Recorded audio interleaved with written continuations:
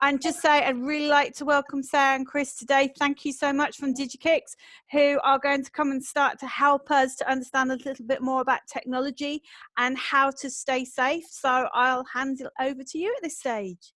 All right, hi everyone. My name's Chris and this is Sarah. We're from DigiKick. We're here to talk today about safety. So we're going to talk firstly the holy grail of how to make a strong password that you can actually remember. And then we're going to go on to talk about the 4 safety tips. So these are really important tips to check out before you start shopping on a website, just to know that the information you're putting into that website is safe. Please shout up if you've got any questions, if I'm talking too fast or if I'm talking too slow. Or if you want, you can send Sarah a message in the chat and then she'll respond to you that way as well. Okay, so first of all, we're talking about passwords. What is a password?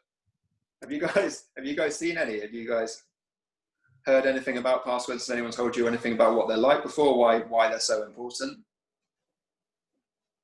I think you use a password so that it means that it's only you that's going to be able to access it. Like I'd use a password to log on to my online banking, and that's unique to me, so that I know that when I log on, it's only me that's logged on. So it's a protector, I guess.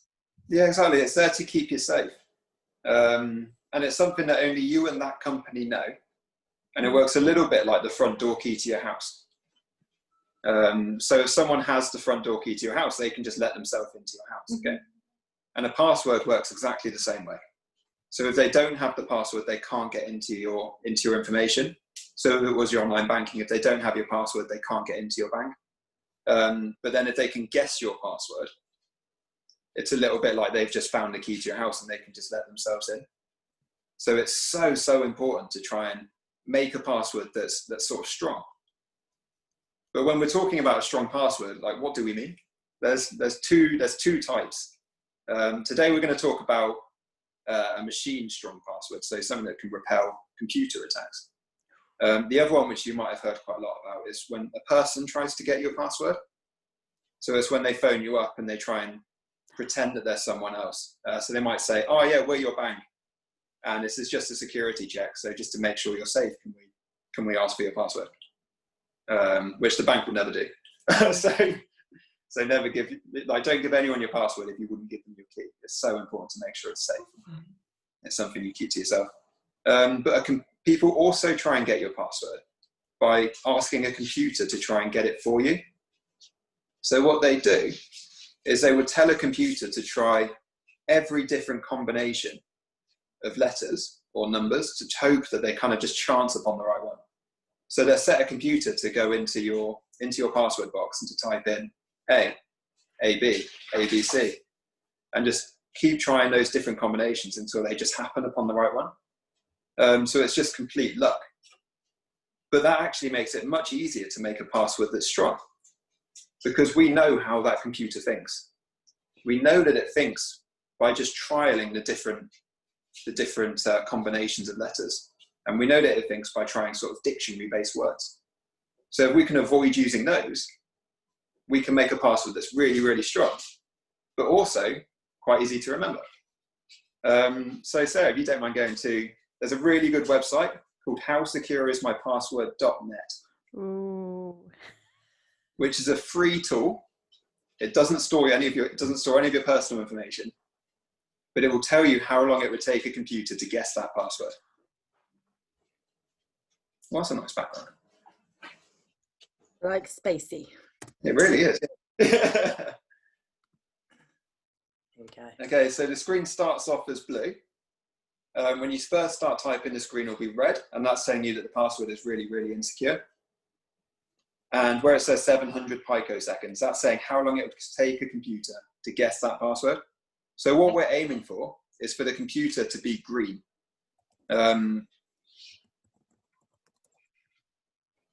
Like that.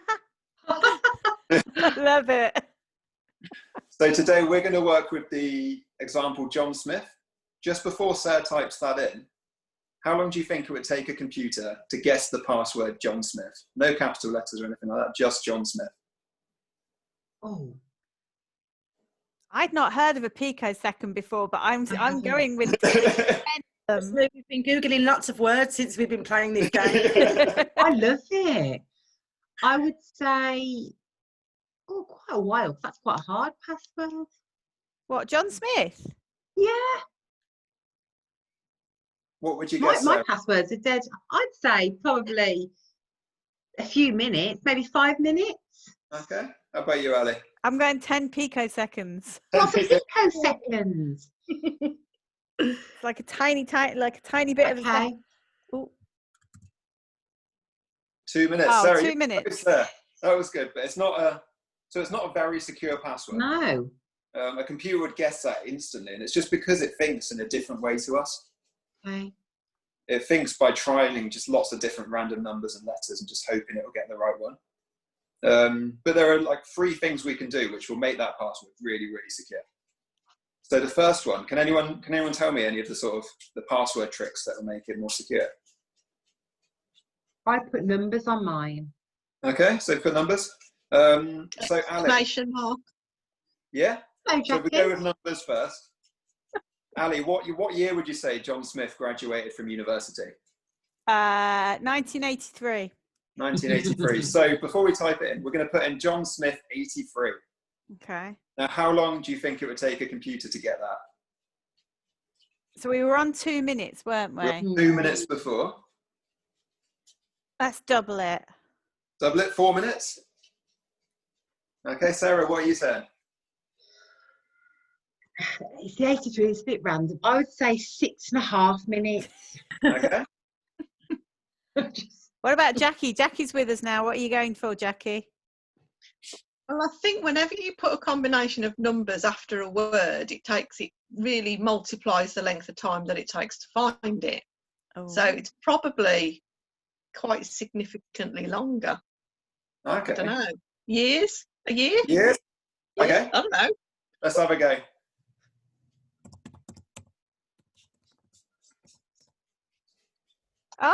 Oh, Exactly the same. right. All it did Wow. was just put 2 numbers at the end of that. Why do you think it takes so much longer? Is it what Jackie just said? Yeah, pretty much. So it's that the computer, instead of just having to cycle through all of the different letter combinations, it now needs to go through all of the different letter combinations and then all of the different number combinations. So it's increasing the kind of randomness. It's increasing the amount of work that computer has to do before we can crack into it.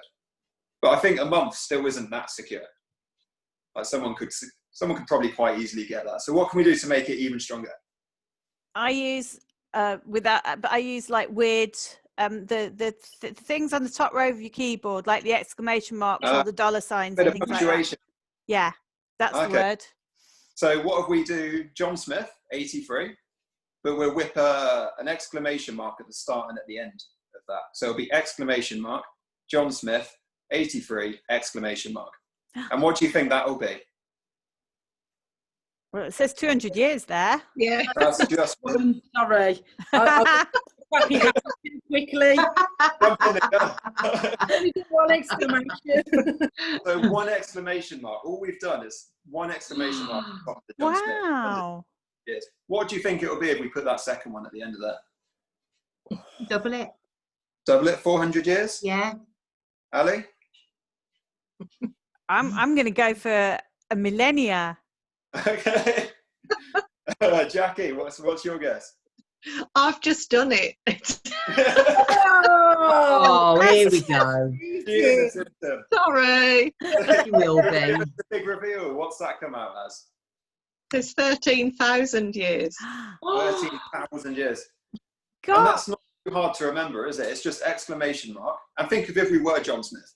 It'll be exclamation mark my name and the year I graduated uni. Obviously, we recommend not using your own name as your password. Okay, and there's one last tip we can do, which is kind of like the ironclad password, which will be a really strong, really safe password. Do you guys know what it is? No. Okay. No. Capital letters. Oh, yeah. Yeah. I use capital letters in So mine. mixing them. Yeah, well, yeah. So what I tend to do is I tend to make a password which is a few words long, and I make the first letter in each word a capital. So if we're going with John Smith, it would be capital J, O-H-N, capital S, M-I-T-H. And for one, that makes it much easier to type in, because you're really marking where the start and end of each word are. But it also makes it much, much more secure. So without Jackie cheating this time, how secure do you think that password would be? So just to recap, we'd have exclamation mark, capital J, O-H-N, capital S, M-I-T-H, 83, exclamation mark. Trillion years gets my vote. That's pretty good. And I'm not cheating. What about you, Ali? I'll go 2 million. 2 million? Okay. And Jackie, have you guessed it? Oh, you're on mute, Jackie. Okay, no worries. Oh. So we've got 1 trillion years and 2 million, was that right? Yeah. Should we see what that's coming out to? Go for it. Oh. That's 3 million years. And do you think good. And that's just John Smith. Wow. Amazing. And do you think if that was you, do you think you'd be able to remember that password? Would it be too hard? Too difficult to remember? No. The ones I forget are the ones that are the complicated passwords. I mean, I'm not going to give you my passwords, obviously. That would be ironic.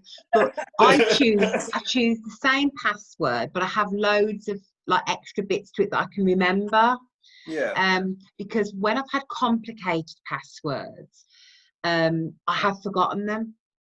Yeah. So I've done like a John Smith version, but added bits on. But never in a million years would I think that it would be protected for 3 million years. I mean, that's just incredible. Because when you see the crazy password, you know, when you get given a password, when you log in and it's like star, exclamation mark, and you're like, I'm never going to remember that. So you immediately go and change that. And then you think my password won't be safe because it hasn't got, you know, but that it's the mix, isn't it? So it's the mix of the different bits. That's it. And that's quite a long password. So another part of a strong password is having it quite long. So kind of the minimum is about 8 characters. But if you can have something which is called a passphrase instead, where instead of just having one word, you've got a combination of words, it makes it so much stronger. And again, it can be quite easy to remember. So one of my passwords is like my breakfast order. I was just going to skip. But like McDonald's muffin or something. But another one which is quite useful is your tea order. So for example, I have black coffee with 0 sugars. So again, if we follow exactly the same rules with a capital B for black, capital C in coffee, the number 0, and then capital S in sugar, that's that. And then we put, Quadrillion years. I'm really sorry. I don't know how much a quadrillion is. It's a lot. It's quite a lot. What you could do, somebody won't hack you in your lifetime. Okay, thank you, Sarah. That makes sense. But knowing what we know, is it your experience then that lots of people have quite simple passwords then? I think a lot of it is kind of the perception of what makes a password strong. Yeah. So a lot of the work we've done is people think, okay, I'm taking this one word and I've translated it into a different language, and that therefore makes it stronger. And it would likely make it stronger if a person was trying to guess your password. Yeah. But if a computer's trying to guess it, it's thinking in that different way where it doesn't care about language. It just wants to put different letters in front of each other. Sorry, Sam. Yeah, I was going to say it works with patterns. Chris, do you want to tell them about our first password? Because everything that we're teaching you today is stuff that we've had to go through as well. So stuff that even, as people in our 30s and in our 20s, we're still having to pick up the knowledge about this thing. It's something that's forever going, but that was pretty funny. So it was when we first set our company up, when we first set DigiKick up. we were like, right, we need a password that we can kind of use quite regularly, but will also be really safe, because it'd be a nightmare if anyone hacked a company, right? Especially if like But this was before we knew about this tool, and it was before we put this session together. So we made one up, and we thought it was quite secure. It had numbers, it had punctuation, it had capital letters, all that sort of thing in it. And then when we were putting this session together, we ran it through, and just have a guess how long it would take someone to crack that password. A week. A week. I wish it was that good. Oh, okay. 9 hours, and someone would have had access to everything in our company. Oh. Right. So what had you done wrong that made it only 9 hours? What were Well, you there's your password. Yeah, it wasn't part. The thing that we did wrong there is it was the length. So right. we kept that's the sort of foundation of that password, and we made it longer. Okay, and how long would that come to, sir?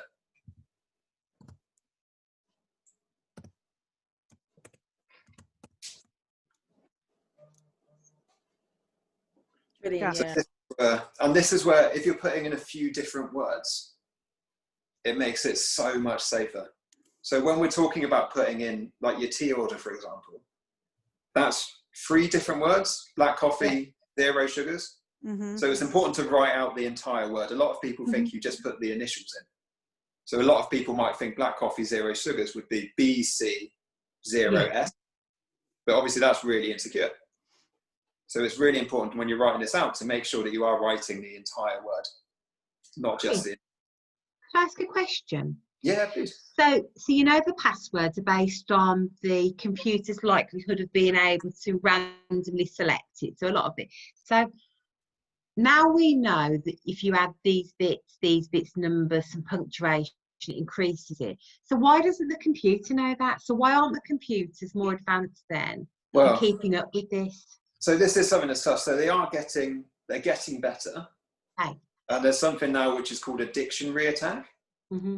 So the hackers have started to realise that people work with words. Mm. So what it will do first is it will work through all of the words before as part of the initial thing it will try and do. But again, it still doesn't think people will use punctuation. It still doesn't think people will use capital letters, and it still doesn't think people will use numbers, because a lot of the people they're trying to target don't. Yeah, like we've run an internet company, and our password was 9 hours. And a lot of people are in that same sort of boat where, okay, I think this is really secure, but they haven't got any of those key features in. So that's the people they're trying to target, because that's the people that's easiest to hack. Yeah. At the end of the day, you can never be 100% secure. There's always a risk that someone will try and get your password. But these things will just make that risk sort of more and more unlikely. Because even if you look at this, it's not saying that your password is uncrackable. Yeah. It's saying that this password here would take 145 trillion years. Yeah. Well, our lifetime. Yeah. Well, not for me. I've got big dreams. But some other examples. So obviously it's probably, so we use the example John Smith, but it's probably not a great idea to use your own name. So an example we often use is the street where you got your first house and the year you moved in. So for example, I moved into Heathfield Road in 2013. So if we use the same tips again, where the first letter of every word is a capital, and 2013, that's it. Gosh. And that's 145 trillion years. And we put a bit of punctuation at the end of that. Quintillion. Oh my word. Yeah. That was just with a space at the end. I couldn't figure out why 145 trillion years is orange. Yeah. It's because it hasn't got any punctuation in it. Yeah, so if you put like an exclamation mark at the end of it. It goes to green. It makes it even happier. No, I did. Yeah. That one with the exclamation mark. Oh, really? Oh. That was. But I'm pretty happy with 38 billion. Yeah, I'd be settle with that, yeah. Yeah. 7 quadrillion, that's, it's got an extra letter in it, I think, but it'll do. Yeah. And a lot of this is building on to that is, if I want to, a lot of people we speak to, they have a book where they keep their passwords in. if you're using something which you understand and know, so if you're using the street you grew up on and the date you moved in, that means you don't have to write down your password. Mhm. That means if you're keeping that book, you'd write, my Gmail password is my first street and year, for example. Or, you know, my Amazon password is my tea order. And that means if anyone wants to try and hack you by finding that book, they then need to take you for a brew, and it makes it kind of obvious what they're trying to do. So on that topic, because I do have many passwords for many, and like, they all end up being different because I forget what it is, so I reset it with some and not with others. What if you were starting from scratch and every account that you did had exactly the same password? How much are you adding to the risk? Well, so that means it won't make your password any less strong. But what that would mean is that if someone ever did get your password, they'd have access to kind of your entire life. Yeah. And that's why people say it's so important to have your email password as a completely unique and separate one. Oh, okay, good point. Okay. And that's because your email, if you imagine your email as your address, as your actual house in the real world, if someone cracks your email password, that's like someone's found the front door key to your house. Oh yeah. Mhm. Yeah. They can go in there and they can pretend to be you. They Yes. can go in there and they can pick up your keys to other places. Mm. Because Good if you point. forget your password to Amazon, where do they send the reset link? Yeah. Yeah. And then they can start using your real money. So a lot of people think, why do I need a strong password on this thing? Why do I need a strong password on this? But it's because it's the same password as your email account. That's a very good point. Yeah, I hadn't even thought about No, that. I hadn't thought about that. Is I like good. And that. I like the way you explain it with the sort of the concept of your front door key. Would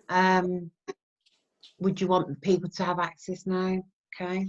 I can see I'm going to have a busy day tomorrow. I am. I'm making loads of notes. I am. You'll be surprised. I think we had to go through and change quite a few passwords. Yeah. And obviously, so again, it's that thing where it's the more variation you have in your passwords, the stronger and more secure you'll be. But how do you remember?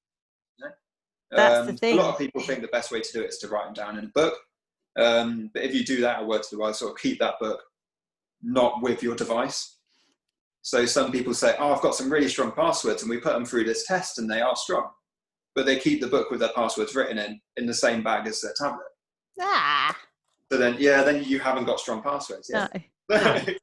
So either keep it kind of hidden in a different room, or if you have a safe, keep it in there. It's kind of, that would be like having your PIN code next to your bank card. Yeah. But people do it, and especially if it's a password that you don't think is that secure, or don't think is that important, or you don't use that much. So a lot of people with their work password just sellotape it onto their laptop. And it's like a really common thing, but I suppose it's because it's my work password. It's not my real password, yeah. But it's so easy to just have that slip up, and that's what these people are waiting for. Yeah. They're trying to catch you out when you're a little bit tired, or you're not really thinking when you're making the password. Yeah, does that make sense? Has anyone got any sort of questions on that? No, makes perfect sense. Yeah, I can see. Yes. I've got the idea behind that now, and the email password bit I think is particularly useful to think that's the core, make that individualized, and then, as you say, write down the clues, not the password itself. Yeah, exactly, and that will just help you stay motivated. We've got a bit of an echo. We have. Yeah. How's that? We're all afraid to talk now. Yeah. I didn't know I'd have to listen to on this. Sorry, you guys know.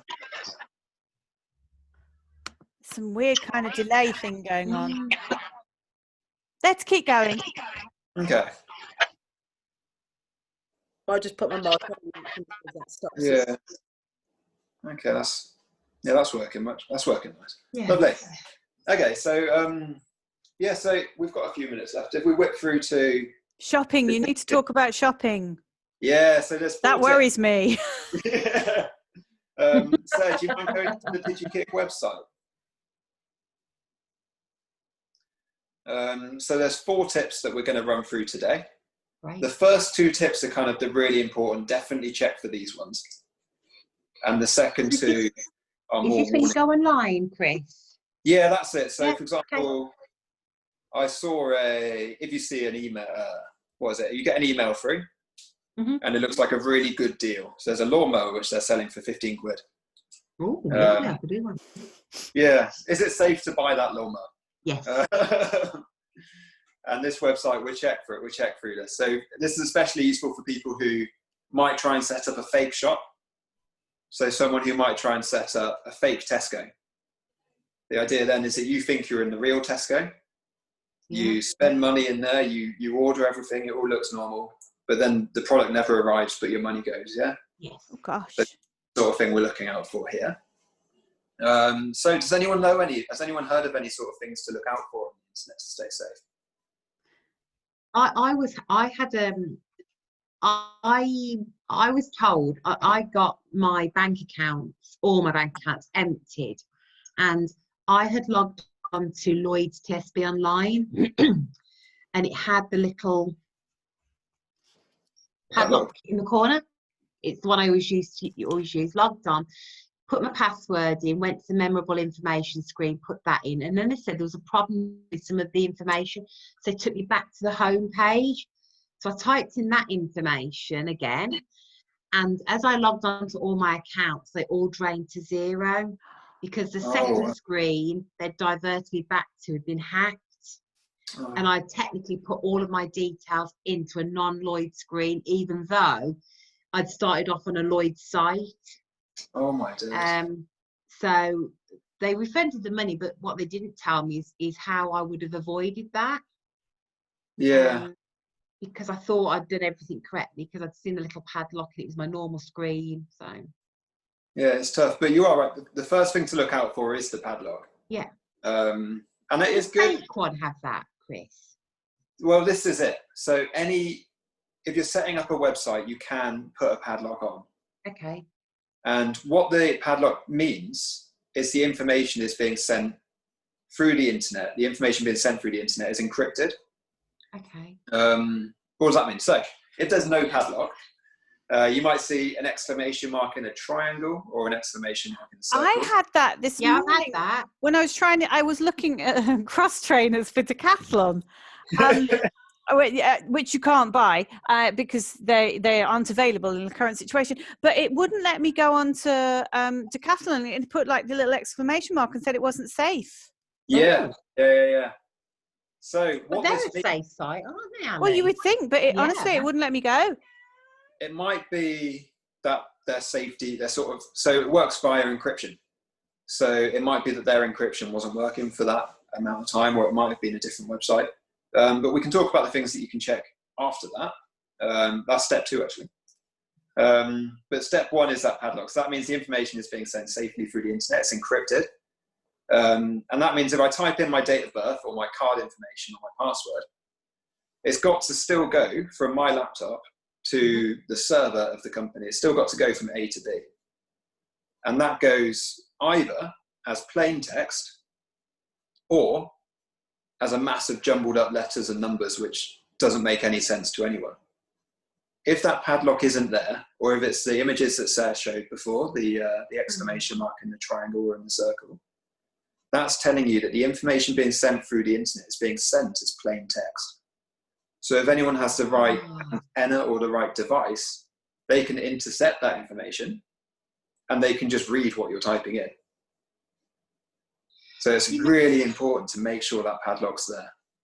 You know, Chris, when you type, say like you type a Word document and you got to recover it, and it gets recovered, and it's a mass of boxes and symbols and random letters. Is that kind of the image of that encryption should be, or that encryption would look slightly different? I think. Sarah, do you reckon Google's got any images of it? Yeah.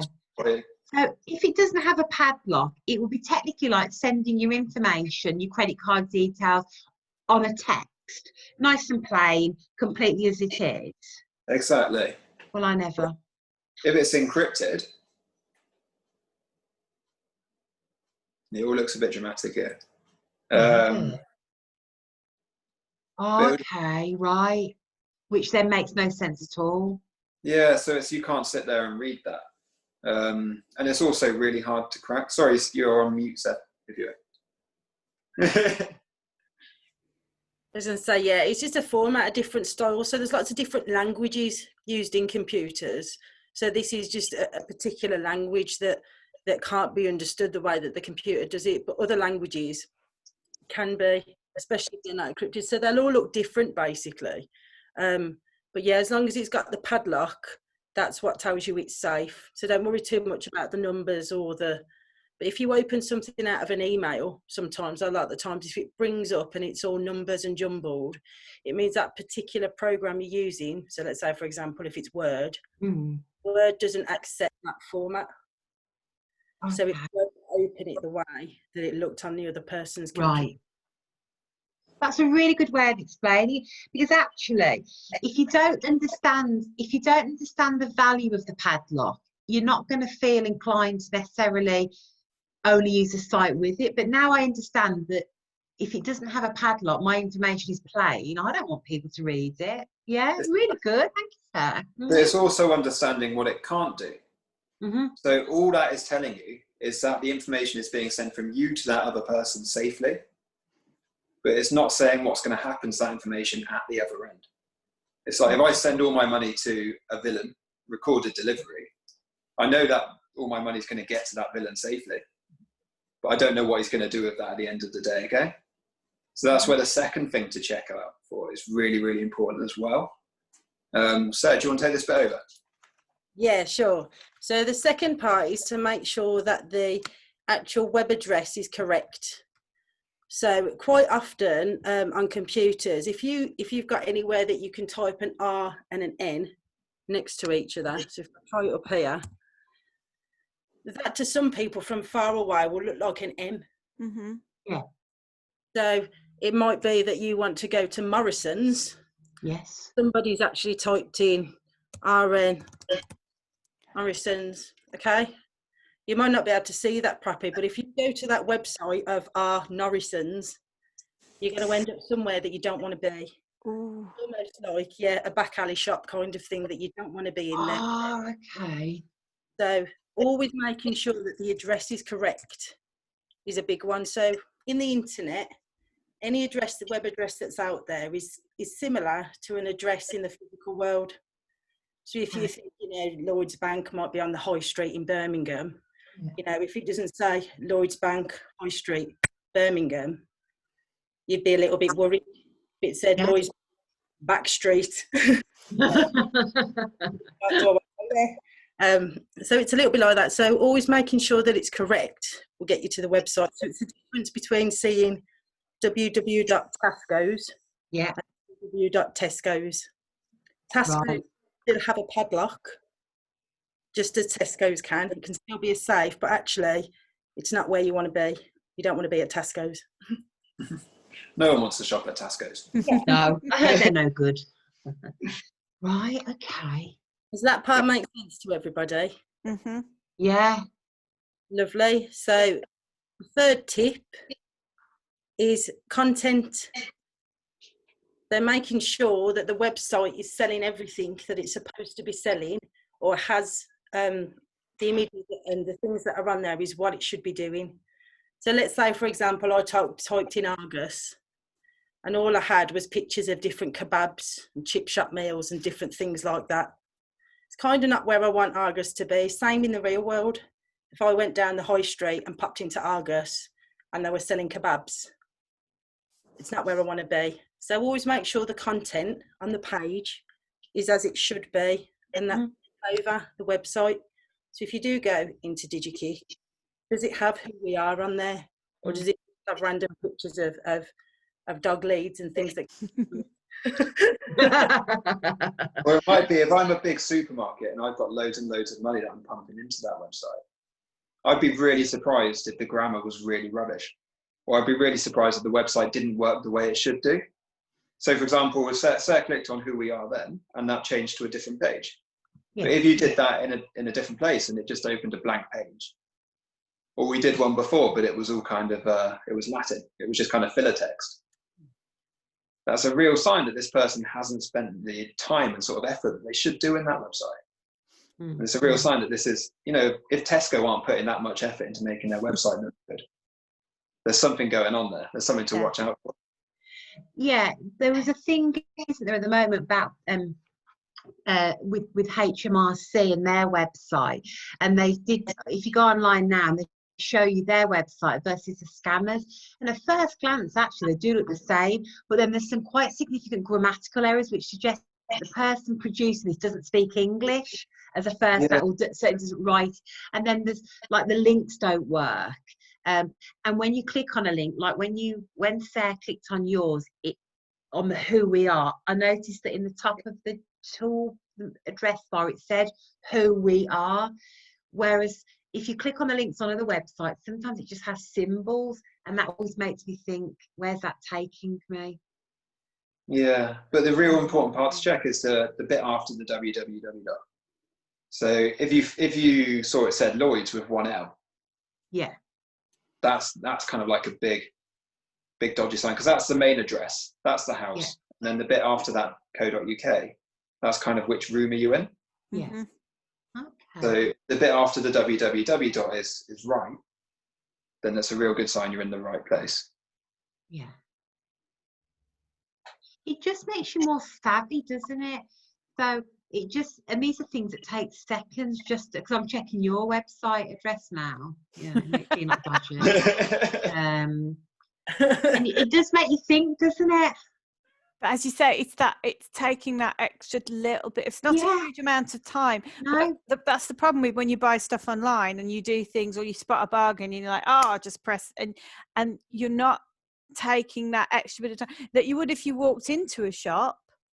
You'd look around, and you'd, like, if you were buying clothes, you'd like have a look at the hemming or the stitching or whatever. You don't do that. You just go pa-chung, and And then it's important to note as well that, you know, when you are learning the internet, it isn't just everything comes in once. It is over time, and, you know, just picking up on these little concepts of what it looks like and how it works out, you know, and relating it to the real world. You know, you wouldn't walk into a dodgy shop, you know. No, you wouldn't. A dodgy website, you know, and it's looking out for those things that make you feel more confident and safer to do those things. Yeah, definitely.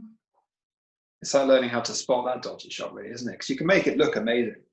It's kind of behind the scenes, still really dodgy. So yeah, just the last step. Yep. So the last step is contact us. Always make sure there's a space somewhere on the website that you can contact the seller. So if I was a shop on Amazon, for example, and I knew that you were trying to buy something from there, but you couldn't buy it, I'd want to know why you can't get it. What's the problem? How do I fix this? How do I get this to you? How do I make you buy this thing? If there are no contact details, you're going to try and ask yourself, why don't they want me to contact them? You know, there's probably a reason. So the likelihood is, you know, I'm trying to scam you and get your money. You know, I don't care what you want to say. I just want your money. So you follow this process and do this transaction. Give me your money, but don't contact me after. I don't want to know that you're upset that I've stolen your money. Because I don't. That makes sense. Yeah, it does. So usually it's usually at the bottom of a website. So if, let's say, for example, I'm just gonna, nobody's sponsoring us to do this. But I'm just out there. But there is one at the top, you can see just here. Yeah. Our right hand corner, but there's also, it should be at the bottom somewhere. There we go. Yeah. That's us. So would it be your recommendation to check that the contact button actually works? Because there's one thing having one, the next part of this, does it work? So would you recommend that we check that the contact button actually works on? I think you've kind of just recommended it for everybody anyway, Sarah. That's a great one. Definitely do check, because like you say, it's the same with the padlock, you know. Still might be a safe website, but where's my information going? So you might still have a contact us button, but might not be secure, or it might be a button that doesn't work. Or it might be that you click on that and it does take you through to a place with a phone number, but that phone number isn't the company's phone number. Yeah. So what do you think you could do to check that? To check, Google to make it. Google it. Google And everything. a lot of people don't know, you can Google the company's phone number and it will tell you what it is. Yeah. Yeah, it really, and you can check that against the website, and if it's a different number on the website. Yeah, so again, it's just taking a little bit more time. Yeah, but if you just think that if you're slowing down. scammed, how long it takes to resolve it, Yeah. so much Yeah. easier to do it this way. And it's just that preventative. You don't need that stress. I don't think anyone needs that stress. Can I ask you a question? What got you into this? Well, it was all Sarah's fault. Okay. So did you know each other beforehand? Did you set it up together? Yeah, Sarah, do you want to do this one? Yeah. Sorry, am I being nosy? Are you No. all right? Do we Yes, want to better. stop the recording at this point, or? I think one last tip I'd like to Yeah. is that it might be that you do see a deal in an email. You might see that £15 lawnmower from Tesco, and you might really be interested in getting it. I think that the best bit of advice we can give is don't click on anything in that email. Go back to your home screen and do a web search for Tesco. Okay. And go to their proper website, check all those safety tips. Because if that is a real deal, then it will be somewhere in their website. Okay. It will be public somewhere. It won't just be in your email. Exactly. Yeah, that makes sense too. Yeah. Yeah. A lot of things do come into your inbox, don't they, on links? Click here for your tax rebate, click here for, your voucher code or something. And it's so easy just to do that. Literally click here and it's like, wait a minute. There was a guy we were working with, actually. His son was going to university in London, and he found this great house deal. And he emailed the landlord, and the landlord was like, "Yep, just transfer the deposit over to this." And when he checked this really long link of numbers, there was one number that was different, just one number that was different. And when he emailed and said the link's not the same as where it's supposed to go, he just received loads of abuse from his landlord, who was clearly trying to scam him out of a deposit. It wasn't a landlord. If he hadn't checked the 28-digit link, Gosh, for that one different number, he would have been out a lot of money. But just to add on to the end of all of that, thanks so much for spending some time with us. It's been so great to see you all. If anybody wants any of that information, it's all on our website. We've got all our resources, which gives videos, different feedback. It's got different lessons that you can do. We've got an intermediate, an intro, a beginner, and an advanced. These are all lessons on basic use safety, what's a cookie, what's web searching, the passwords game, what's accounts, and then it goes all the way up through what is Wi-Fi, what is data, how does it all work. So everything you need to know is on that website. And each one of those sections has got a step-by-step guide which we've made. So kind of all the feedback we got was that the sort of beginner's guides to the internet don't have any pictures, and they kind of assume too high a level of knowledge at the first place. Okay. So we've kind of made the opposite of that. So it's each page is A4, and it's kind of every step is a picture. We really explain sort of all the context behind it. I think I'm sending this to my father. Yeah. Please Well, do. for anybody really, it's just really helpful. Well, all of it's free, and you can sign up to an automated course as well, which is a 7-week course of 21 lessons. And you can sign up on our website, and it will just come through to your email address every 3 days. But you can do it in whatever pace you like. We just think that's the order that's probably best for you, for like a beginner to advanced sort of order. But yeah, it's good fun. Yeah, it's brilliant. Thank you so much. Yeah, I think incredible. Thank you for having us. There's an awful lot of resources there also for our clients. So thank you. That is brilliant. I'm going to press